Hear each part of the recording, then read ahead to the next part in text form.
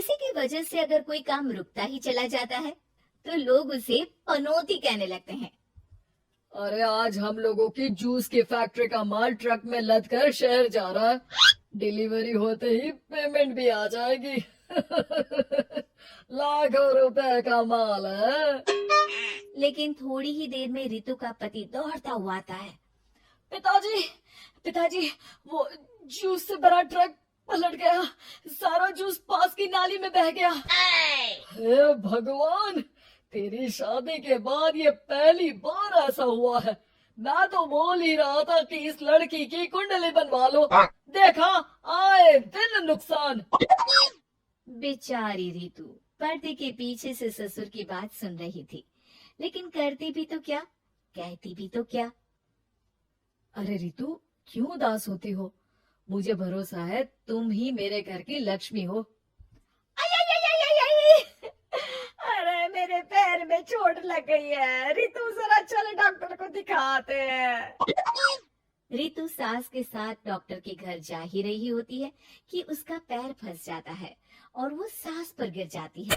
हाय रे, पहले से पैर टूटा था, अब ऊपर से मेरे ऊपर गिर गई। हे भगवान उठा ले मुझे भगवान।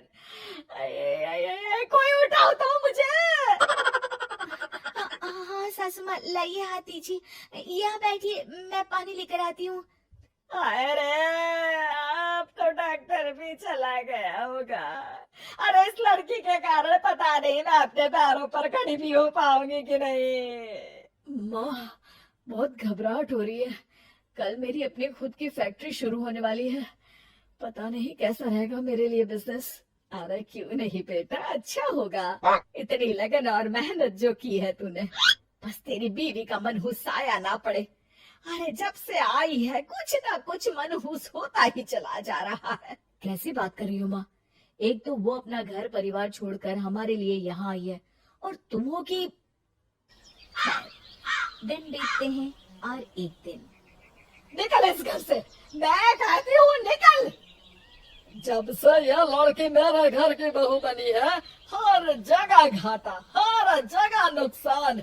कभी सास का पैर टूट रहा है तो कभी जूस का ट्रक ही गिर जा रहा है। अरे अब तो हद ही हो गई।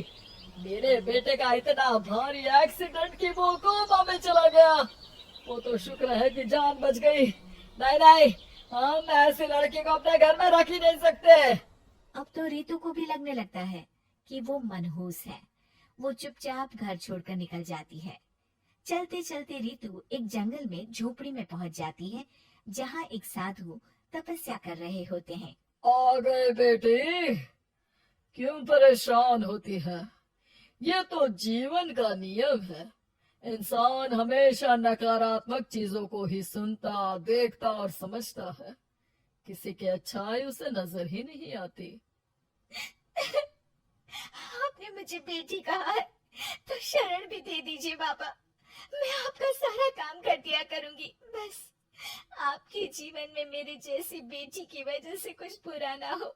साधु आंख बंद करके मुस्कुराता है और रितु उनके घर की बेटी बन जाती है।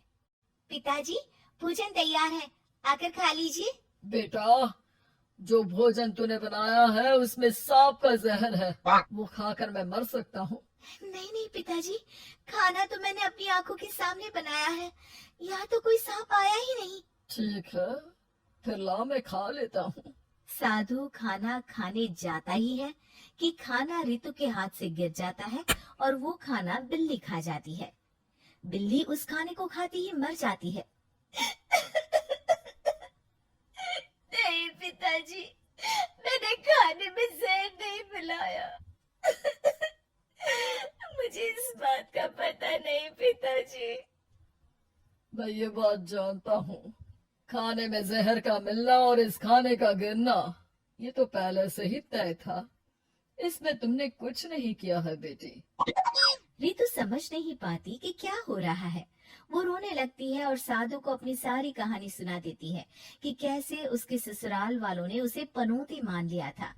साधु मुस्कुराकर कहता है, बेटी, क्या चाहती हो तुम? क्या तुम जीवन भर यहाँ रहना चाहती हो या फिर अपने ससुराल जाना चाहती हो? पिताजी, मैं ससुराल जाना चाहती हूँ क्योंकि वहाँ मेरी जरूरत है। मैं चाहती हूँ कि मेरे ससुराल वाले मुझे पनौती यानी कि मनहूस ना समझे। उन लोगों को पता चले कि मैं उन लोगों का भला ही चाहती हूँ। ठीक है बेटा, ऐसा ही होगा।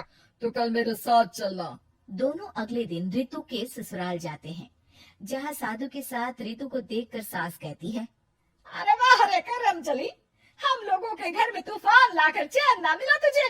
जब जादू टोटका करने के लिए ये बाबा बाबा बुलाकर किसी को लेकर आई है। नाना माँ जी, ये तो मेरे धर्म के पिताजी हैं, मुझे ससुराल वापस छोड़ने आए हैं। ये तो बस पिता का धर्म निभा रहे हैं, इन्हें कुछ मत कहिए। वाह जी वाह, 4 महीने बाद आज ही अपने पैरों पर खड़ा हुआ हूँ और ये मनहूस फिर से आ गई। इस बार क्या जान लेके जाएगी? अरे मेरी भी सिर्फ टांग में फ्रैक्चर था, अब ये आ गई है तो पक्का टांग काटनी ही पड़ेगी। हे भगवान, पिछली बार तो जूस का पूरा ट्रक ही पलट गया था, इस बार तो पक्का फैक्ट्री में ताला ही लग जाएगा। रितु के नए साधु पिता सबकी बात गौर से सुन रहे थे। फिर वो बोल पड़ते हैं, मैं आप लोगों को कुछ दिखाना चाहता हूँ। वो साथ में गोला लाए थे, उस गोला में वो सबको कुछ दिखाते हैं। वो दिन दिखाते हैं जब जूस से भरा ट्रक गिरता है। पास के कुछ जानवर उस गिरे जूस को पीते हैं और वहीं मर जाते हैं। देखो, इस जूस में तुम्हारे फैक्ट्री के मैनेजर ने जहर डाला था। अच्छा हुआ वो ट्रक गिरा, वरना पूरा परिवार जीवन भर के लिए जेल में होता। है भगवान, तब तो न जाने कितने लोगों की मौत हो जाती इस जूस को पीकर। शुक्र है भगवान का, अनहोनी से बचा लिया। वो दिन देखते हैं जब पति का एक्सीडेंट हुआ था, लेकिन रितु के करवा चौथ के व्रत के कारण वो बच जाता है, वरना तो मृत्यु निश्चित थी। सभी रितु की तरफ देखते हैं। बाबा, मैं तो मनहूस नहीं हूँ। शुक्रिया बाबा, मेरे मन में जीवन भर का बोझ रहता कि मैं इन लोगों के दुख का कारण तो नहीं। नहीं नहीं बेटा, मनहूस तो ईश्वर किसी को नहीं बनाता। हर चीज का एक वक्त होता है और जो होना है वो तो होता ही है। मुझे माफ कर दे बहू, तू तो इस घर की लक्ष्मी है, रक्षक भी है, हम लोगों को माफ कर दे बेटा। रितु को ससुराल में छोड़ बाबा वापस चले जाते हैं।